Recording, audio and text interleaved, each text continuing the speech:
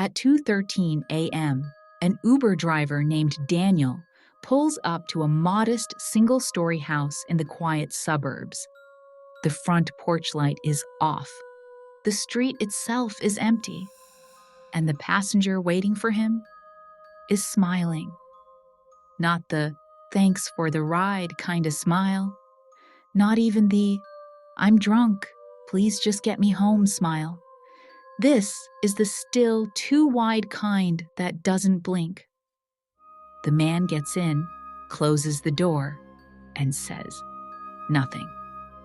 28 minutes later, Daniel pulls up to the drop-off point, glances in the rear view, and the seat is empty. The ride log says the passenger is still in the car. The payment has already gone through. And the profile picture? It belongs to a missing person, reported dead 7 years earlier. You're watching Whispers of the Unknown. True horror. No jump scares, no gore. If you're new here, subscribe and tap the bell. New episodes every other day. Daniel had been driving Uber part-time for 2 years. No strange incidents, no unsafe encounters. Friday nights were his busiest shifts, picking up late bar runs and quiet rides home from shift workers. He always kept the Dashcam running, both for safety and because it lowered his insurance premiums. That night had been wet, a steady mist clinging to the asphalt, the kind that made streetlights blur into pale halos. At 2:12 a.m., Daniel's app pings pickup from a residential street he knows well. Houses there are old ranch-style builds from the 60s, all single level, all with wide driveways. The passenger's name is Paul. Profile photo: middle-aged man, short cropped hair, glasses. No one Daniel recognizes. He pulls up at 2:13 a.m. exactly. The porch light is off, but the passenger is already standing at the edge of the driveway, facing the street. No phone in hand, no jacket despite the damp cold. Daniel unlocks the doors with a chirp.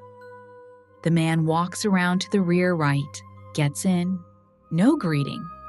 No, "Hey, thanks."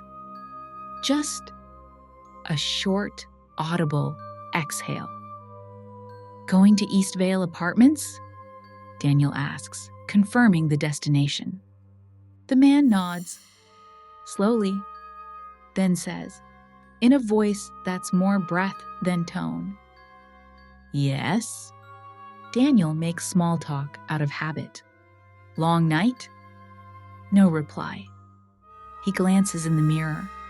The man is looking directly out the window, into the dark yards they pass. Not scrolling on a phone, not fidgeting, just staring. 3 minutes in, Daniel's Dashcam records something odd. Condensation appears on the rear passenger window. 3 vertical streaks, like fingertips dragged slowly downward. Daniel doesn't notice in the moment.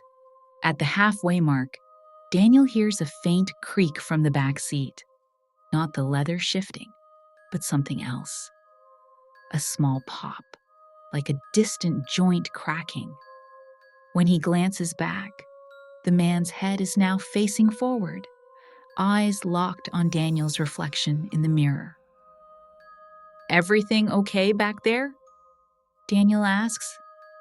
No answer, but a tiny, slow smile forms. They reach Eastvale Apartments at 2:41 a.m. Daniel slows near the curb. "Here we are," he says. He taps "Complete Trip" on the app. It confirms. He turns slightly to point out the building, and the seat is empty. No door sound, no weight shift, no air change from the door opening. The seatbelt, which had been clicked in when the ride started, is still buckled. Daniel's dashcam footage later shows the passenger's reflection in the glass up until 2:39 a.m. Then nothing, just the empty seat.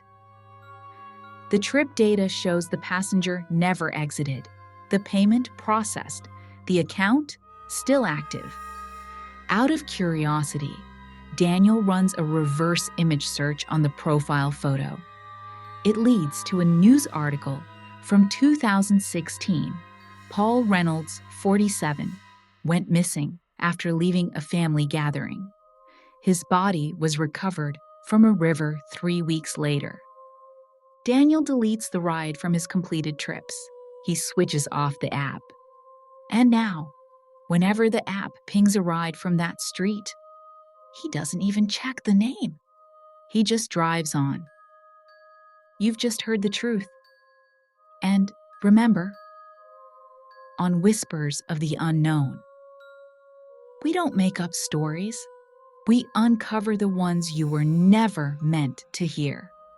If you want more true horror, more real mysteries, more nights you can't forget, subscribe now.